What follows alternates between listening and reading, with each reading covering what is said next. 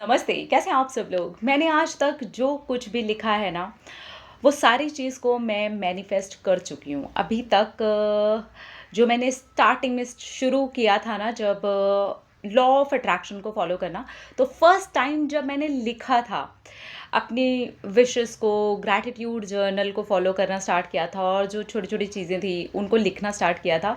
जबकि तब मैं अच्छे से इसको जानती भी नहीं थी, मुझे बिल्कुल भी नहीं पता था। मैंने बिना विश्वास किए द सीक्रेट को जस्ट ऐसे ही ऊपर से पढ़ लेते हैं ना, बस वो पढ़ा था। अंदर की कहानी मैं आराम से एक बार आपको बताऊँगी कि कैसे द सीक्रेट मेरी लाइफ़ में एकदम अलग ही तरीके से आई, जैसे कि वो आना ही चाहती है, और जब मैंने उसको ठीक से नहीं पढ़ा फिर वो दोबारा कैसे आई, ये एक अलग सी कहानी है, वो मैं आपके साथ शेयर करूँगी। लेकिन आज मैं बताती हूँ कि 2008 में मैंने फर्स्ट टाइम लिखा था, और वो जितना भी कुछ मैंने लिखा था तब जो भी दिमाग में आया ना लिखा, क्योंकि मुझे पूरी तरीके से विश्वास नहीं था। पर एक चीज़ है कि मैं लिखती रही हूँ, शुरू से ही मेरी डायरी लिखने की आदत रही है। जब मैं थिएटर में थी तो मेरे सर हमेशा बोलते थे कि डायरी लिखा करो, आज पूरे दिन में जो कुछ भी हुआ उसे रात को लिख करके सोया करो। तो वो हैबिट हो गई एक, है ना? तो बहुत एक लंबी हैबिट रही कि मैं डायरी लिखती थी। तो मैंने एक चीज़ नोटिस की थी, जब मैं अपनी विशेज़ नहीं लिखती थी, ग्रैटिट्यूड वगैरह भी नहीं लिखती थी, जब भी मैं लिखती थी ना तो मैं बड़ी इन्वॉल्व हो जाती थी। ऐसा लगता था कि मैं अपनी कहानी लिख रही हूँ। ऑब्वियसली अगर मैं अपनी डायरी लिख रही हूँ तो मैं अपने दिन भर की सारी बातों को लिख रही हूँ, तो मैं फ़ील करती थी ना, वो सारी चीज़ें मेरे साथ हो चुकी हैं। तो वो जो फ़ीलिंग वाला सिलसिला था ना, वो कभी लैक आया ही नहीं मेरे साथ में। फिर जब मैंने विशेज़ को लिखा तो वो फ़ीलिंग वाला सिलसिला यहाँ पर भी चल रहा था, और मुझे सच में नहीं पता था कि वो सब कुछ मैनिफेस्ट हो जाएगा। उस टाइम जो चीज़ें मेरे माइंड में आईं, वो ये थी कि मुझे मुंबई में मेरा घर चाहिए। येस, मैंने उसे मैनिफेस्ट कर लिया। मेरी शादी हो जाए अच्छे से, वो मेरी मैनिफेस्ट हो गई। शादी के बाद ऑब्वियसली आपको ऐसा लगता है कि आपका परिवार हो जाए, मतलब बेबी हो जाए आपको, वो भी हो गया, सारी चीज़ें हो गई। फिर मुझे बाद में लगा कि नहीं, मुझे अपने बेटे के लिए एक स्कूल चाहिए। उसकी भी एक सक्सेस स्टोरी मैं आप लोगों के साथ में शेयर कर चुकी हूँ कि मैंने परम के स्कूल को कैसे मैनिफेस्ट किया था, जहाँ पर सीट्स नहीं मिल रही थी। तो इस तरीके से अगर मैं कुल मिला करके अपने शुरुआती दौर वाली चीज़ों की बात करूँ ना, तो वो सब की सब मैं पूरी कर चुकी हूँ। मैंने सब कुछ वो मैनिफेस्ट कर लिया है। तो वही जो राइटिंग मेथड है ना, अब उसमें गाड़ी हो जाए, ये जो और चीज़ें होती हैं ना, वो सारी चीज़ें आप लगा लीजिए। मेरी हेल्थ हो जाए, मेरा वेट लूज़ हो जाए, डिलीवरी के बाद वाला मेरा वेट लूज़ हो जाए, ऐसे बहुत सारी चीज़ें मैं लिखती रहती थी, लगाती रहती थी, और तब से लेकर के आज तक भी मैं लिख ही रही हूँ, ठीक है? मैंने कभी भी ना स्पेशली अपने ग्रैटिट्यूड जर्नल को छोड़ा ही नहीं है। विशेज़ वगैरह अब मैं सच बताऊँ तो ज़्यादा नहीं लिखती हूँ। टेक्निक्स वगैरह भी जिनको मुझे चेक करना होता है, या जिनको मुझे ऐसा लगता है कि हाँ, इनके क्या रिज़ल्ट्स आ रहे हैं, कैसा लग रहा है, कैसा फ़ील दे रहा है, तो मैं लिखती हूँ उसकी पूरी जाँच-पड़ताल कर लेने के बाद में। लेकिन ग्रैटिट्यूड अभी भी लिख रही हूँ। तो आज ना मैं अपना सीक्रेट वाला मेथड जो है ना, वो आपके साथ में शेयर कर रही हूँ कि क्या सीक्रेट चीज़ है जो मैं डालती हूँ और वो सचमुच में मैनिफेस्ट होती है। तो पहली चीज़ तो हम अपनी ही डिज़ायर लेते हैं। अगर आप मेरी डिज़ायर लिखने लगेंगे या मैं आपकी डिज़ायर लिखने लगूँगी, तो वो वाली फीलिंग नहीं आएगी, क्योंकि वो एक नकली कहानी है। मैं वो आपकी बोली हुई चीज़ को लिख रही हूँ, ठीक है? तो यहाँ पर हम सिर्फ़ अपनी चीज़ लगाएँगे जिससे हमारी खुशी जुड़ी हो, हमारी फीलिंग जुड़ी हो, ठीक है? तो जिससे भी चीज़ों से मेरी फीलिंग जुड़ी हुई है, चाहे वो मेरी डिज़ायर हो, चाहे वो ऑलरेडी मेरी लाइफ़ में हो, तो वो फीलिंग इज़ द की। ये जो बात बोली जाती है ना, ये बिल्कुल राइट है। मैंने जब भी उसको लिखा है ना, तो एक फ़ील आता ही है। स्पेशली राइटिंग के टाइम पे मुझे हमेशा ही एक फ़ील आता है। तो ये फ़ीलिंग जो है ना, ये सीक्रेट है। आप इसको लगाइए। जब आप लिख रहे हैं ना, तो आप फ़ील कीजिए कि आप जो वो लिख रहे हैं ना, वो आपकी कहानी है, ठीक है? इसके बाद आप छोड़ दीजिए उसे यूनिवर्स के हाथ में, ट्रस्ट मी, वो कंप्लीट होगा ही होगा, ठीक है? पहली चीज़ आपको फीलिंग लगाना है। दूसरी चीज़, माइंड 10 जगह नहीं दौड़ता मेरा।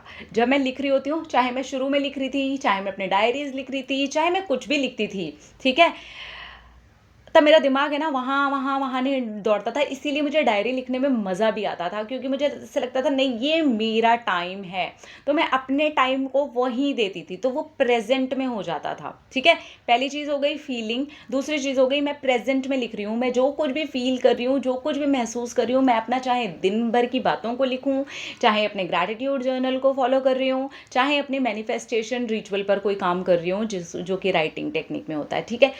फीलिंग के साथ में मेरा प्रेज़ेंट में होना, ये शुरू से ही रहा, और ये भी एक बहुत बड़ा रोल प्ले कर रहा होता है, क्योंकि आप प्रेजेंट में हैं, आप उसी फीलिंग को निकाल रहे हैं, आप उस फीलिंग के साथ में अभी इस वक्त जी रहे हैं, आप जितनी देर उसे लिख रहे हैं।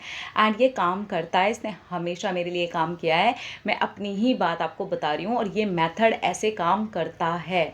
ठीक है, अब आप चाहे 2 बार लिखें, चाहे 5 बार लिखें, चाहे 10 बार लिखें, चाहे 100 बार लिखें, चाहे 5x5 टेक्निक करें, चाहे 7-7-7 करें, चाहे 3x3 करें, अरे आप जो मर्जी है टेक्निक करें, लेकिन आप इन चीज़ों का ख्याल रखते हुए करें।